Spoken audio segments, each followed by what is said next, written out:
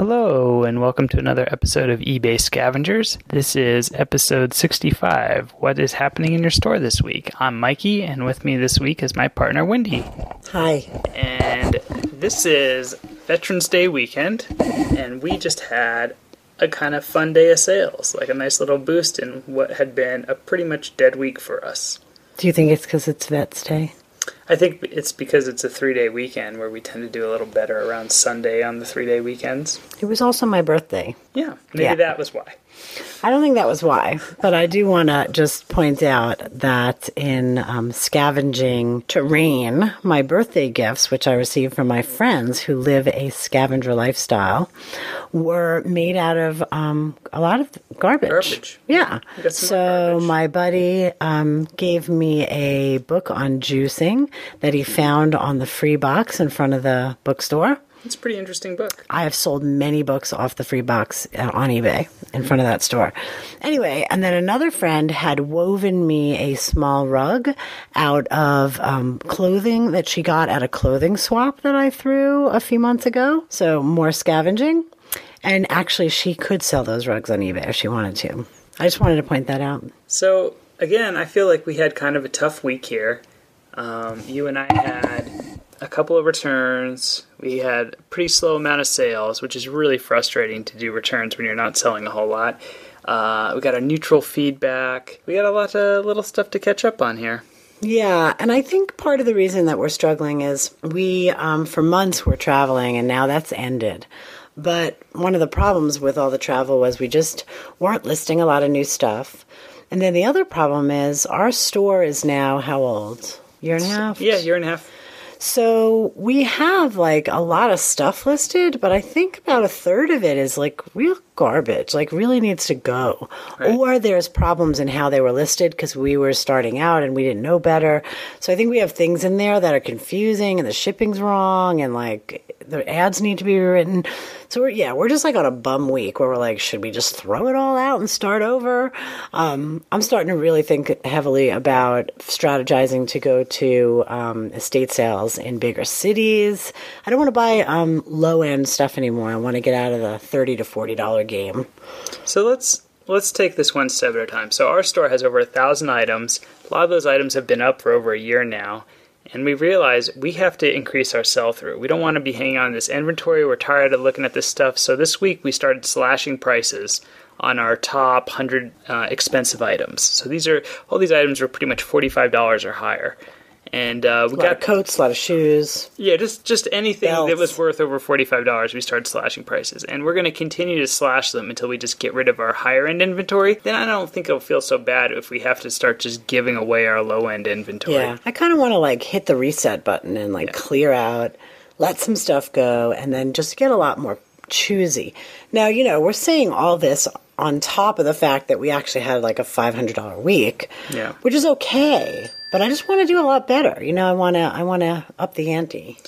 Yeah, so I think the two things that sold today that were pretty cool is I had picked up a bucket of antlers at a yard sale a while back. It's $5.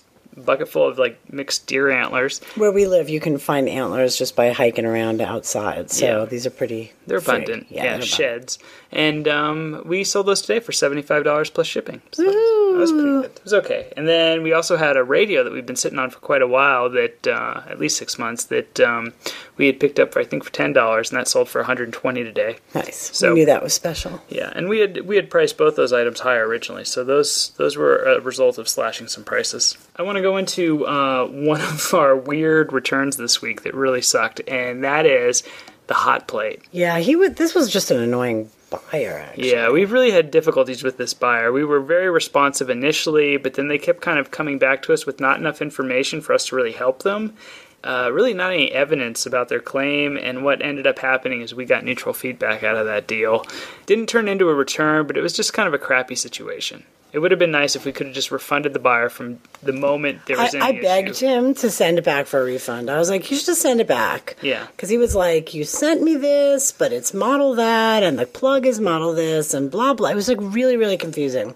Yeah. I was just like, dude, send it back. Just send it back. And he wouldn't, actually. He decided to keep it, but then give us neutral feedback. And I think that's the case where we were being a good seller, because I actually don't think there's anything wrong with the item. But regardless, we're like, just send it back. You're covered. No questions. But we just couldn't work it out. The bummer about neutral feedback is, you get it on a $20 item, and you're like, really? Yeah. Really? Like, at least let this be $1,000 sale. But no, it was $20. Right. And that's really one more reason to not carry low-end inventory. Yeah. I want to switch over to another mistake we had this week, which was we sold like a $40 polo shirt, which is, nice little sale, right?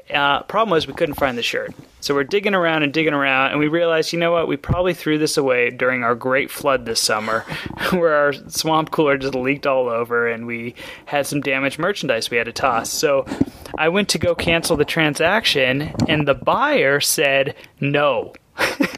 Which what that means is if the seller says, I don't have this item, I'm canceling, it means we don't get any sort of credit back from eBay on their commission. So eBay still got their commission on that sale. But does the buyer get his money back? The buyer got their money back. Whoa. Yeah, so it's totally screwed up that they can do that. And it happens. And this is a fundamental problem with eBay, that they don't just give you your commission when you refund a buyer. I mean, they should not hold that. Why do you have to wait for the buyer to release the commission back to you?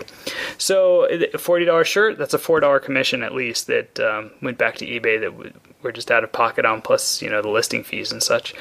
So what's even weirder about this story is we just got positive feedback from the buyer. For an item we didn't ship and for a transaction they blocked, they just gave us positive feedback and said we were a great seller.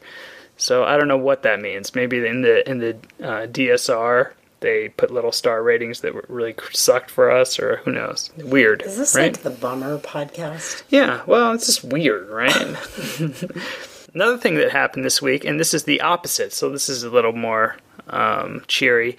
We sold a really cool coffee maker, right? Very beautiful, mid-century modern, wood handles, serious design. Like it looked like the wings of an old Cadillac, but it was a coffee maker. It looks like a spaceship. Gorgeous. Yeah. Anyway, it was also unused, so it felt like a really safe bet. I priced it pretty reasonably. Actually, yeah, it was clean, like $55 or something. Anyway, so we ship it, and there's some little problem. It's not holding water right for the buyer. It's leaking. And there's no way we could have known that unless we tested it, which we didn't do because it was not used. It was vintage new condition. Right. So what happened was the buyer wrote to us, and it sounded almost like the buyer was apologizing for bothering us. Like they were so understanding about the situation. I said, hey, I'm really sorry. This leaked all over.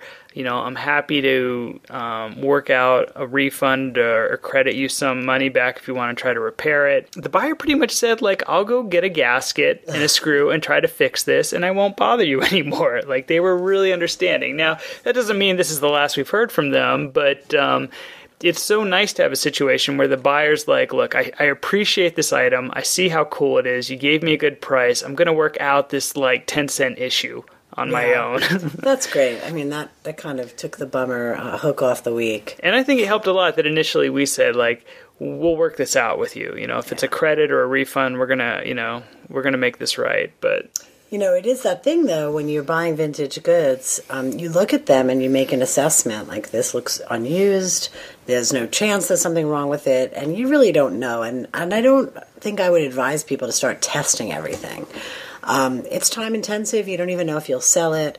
I still would take the gamble on assuming it works, unless it's something that's easy to test, like you plug it in and the light goes on. But something more complex, like running a coffee maker and seeing it per coffee. Yeah. It would actually take a new item, condition new, and make it used just to do so. So I have to say, I don't think I would touch a coffee maker again because they're bulky. They're not the kind of item I like to sell or pack, and there is that risk of, leak or corrosion, other stuff that might be going on inside of it that we know we're not going to test. So I think I'm okay with just passing them up in the future. It's just not that much money. I want the belt buckle, the bolo. I want the small stuff. Speaking of small stuff, we had a cool little sale. I broke my iPhone months ago, and it finally sold for about $120. This was an iPhone 4S. And that was great, And so that was sold with all its original packaging, but as a broken phone. Yeah, cracked screen. And it was a cracked screen. So that was a pretty good one. Yeah. And that's really the size I like. Padded flat rate, I know. It's gone. This morning, you and I were messing around with slides, and we were pulling out all of our slide apparatus that we've gathered up. These are old, like, Kodak, chromophone? Something like that. Yeah. Yeah, so I don't know about you guys, but where we are, every garage sale has a slide viewer from the days of slides, and a lot of those, what do they call them, turnstile? Yeah, the carousel. Carousel, slide projectors. So we just like buy it all because I don't know, it just looks cool. And just recently we started buying slides, and that's way, way, way more fun. So, yeah, I've just really loved the just enjoyment of flipping through ancient slides. It's such a fun way to like share an image with someone with this little device, and you can show them like, here's this photo, and you can like slide physically, like kind of whack it. Next slide. So I'm really interested right now in finding out the value of slides, learning about what slides are valuable. So I hear, for example, that like slides of Disneyland before a new ride was installed, or, you know, the old skyline of Disneyland. Yeah. Or we found some photos in this set of slides we bought recently that have like old 50s cars in Palm Springs. So, you know, you get these kind of interesting classic shots that catch a moment in time. And my understanding is they can be valuable. Yeah. So if anybody has knowledge on the subject of what makes a slide valuable, please consider sending us an email. I think this would be a really good lesson for everybody. I think we can do slides a whole out there. podcast on slides. The best way to view a lot of them, to organize them, to scan them.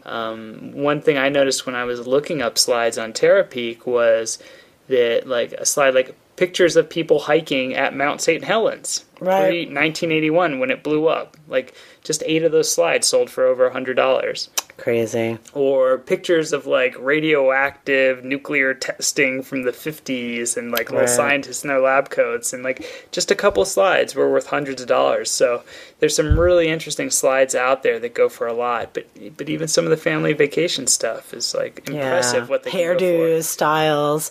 You know, it's fun being a scavenger if you buy stuff that you're interested in, and I think that for me has always been some of the joy in it, was getting home and being like, what is this? I want to learn more about it, and then discovering a story. I think slides are a really great window into that, where you're just like, I'm really curious. I'm really engaged in this. Yeah, and they're small. They're small. We can carry so many slides. I really find myself tempted also to select a few slides and actually print them and like have an art show, an opening of just like crazy weird vintage slides. So, moving off of slides, this is Sunday, Veterans Day weekend. We've been hearing the cha-ching throughout the day. Tomorrow is Veterans Day, so it's a Monday. It'll probably also be an awesome day because 3-day weekends on a federal holiday, we usually get a bunch of sales. Which means Monday is Sunday. Yeah, it's almost like having a double Sunday in a way, which is great. I think we can go and try to answer some questions that have come in from our listeners. Okay, what do we got? So thanks, everybody, for sending in your questions. We really like getting them. Let's see what we have. Is this the first one from David? Yeah, it's not really a question. So David it's a comment. Says that we should have an Amazon click-through on our website, so when he buys from Amazon, that we would get a cut. And you know what? We've added that to our website. Yeah. So thanks, Good David. idea, David. Because as you guys know, we don't actually make any money doing this. This is just a hobby. We just help you make money. So what else? Who do we have here? So we've added that to our site. If you go to ebayscavengers.com, you can click through and we'll get credited with some of your future Amazon purchases. So that would be great. So, you know, I think it's really important, my lesson from this week of, you know, things aren't really cranking and, you know, we're not like doing super great in sales and we're wondering if our inventory is valuable and all that. It takes me back to something Jay and Ryan had told us in the beginning, which is, you know, they've had so many weeks where it's like, uh-oh, it's over. This eBay thing we do, it's over. The gig is up. It's done. And I think that's always going to happen. So when you get into a week like that, I think you just have to kind of ride it out. Not that it's not worth looking at your inventory and asking those questions. Do we need to revise this? Is there something we have to change? Do we have to lower prices? But I doubt that this game is really over. So obviously we'll continue on. So thanks to Jay and Ryan for that good advice. In spite of us saying we had a bum week, we still made $500. Yeah, we still made some money. Not too shabby, really.